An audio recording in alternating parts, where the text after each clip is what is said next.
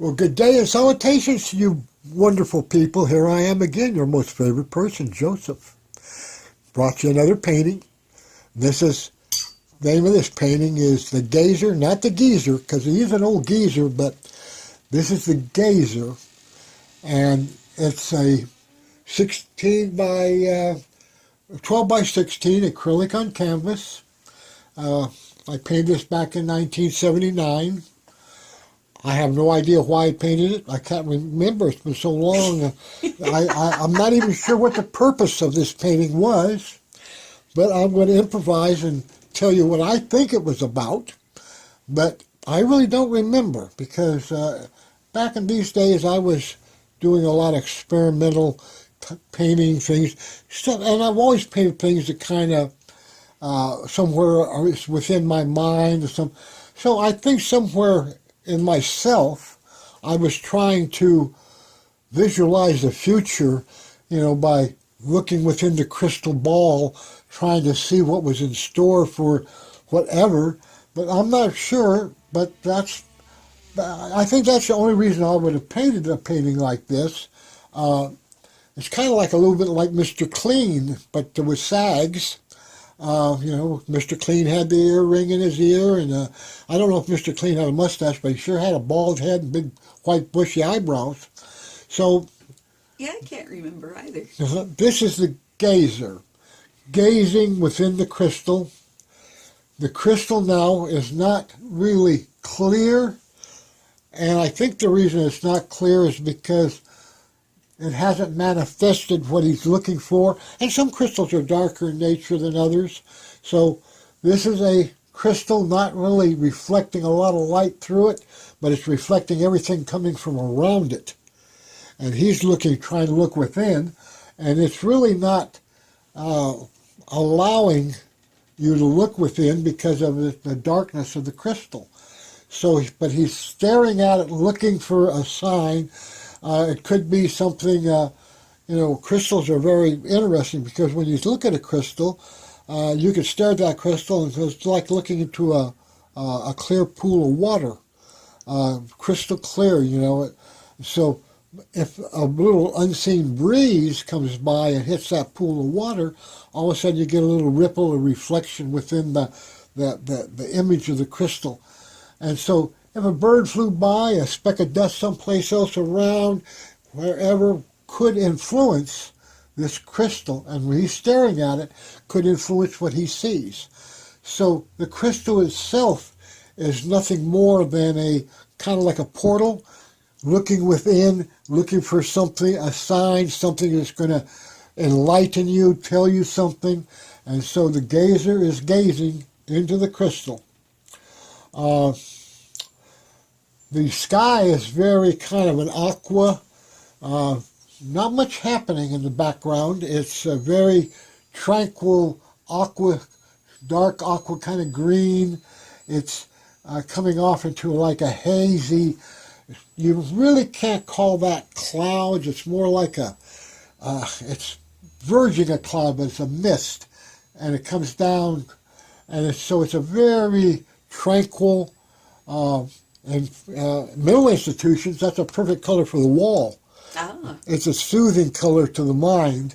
So I'm not sure that's why I painted it that color, but the color is very pleasant. What other things were you doing painting at this time? I was painting a lot of mystical art. I won't call it spiritual, and I won't call it religious. Mystical is a better word for it.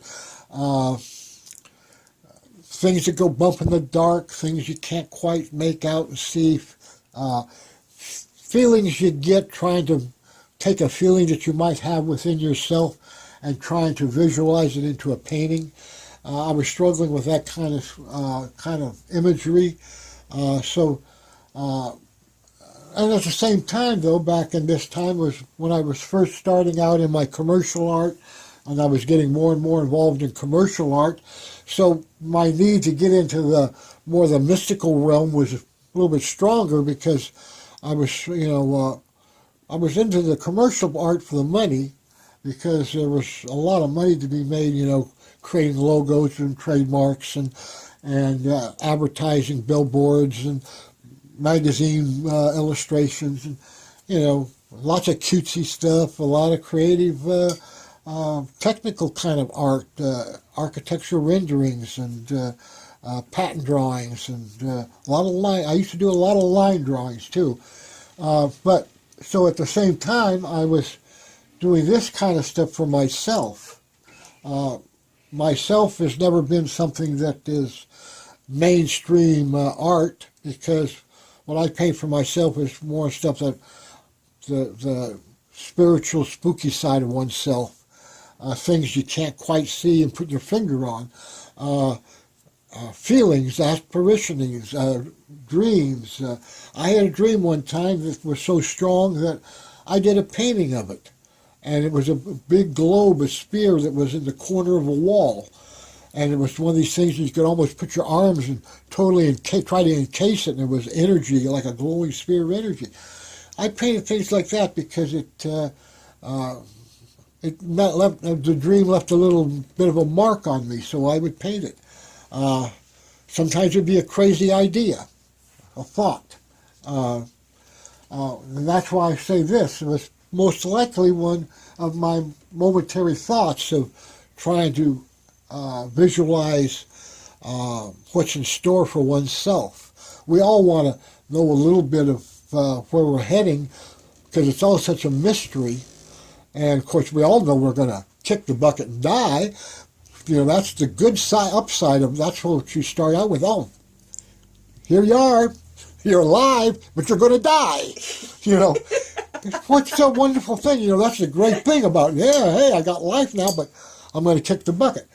But, see, I kind of step beyond that. I think that death is nothing more than walking through a doorway.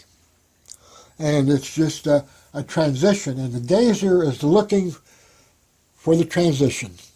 Well, anyway, I'm going to close up for now, and we're going to, make sure to subscribe to our free,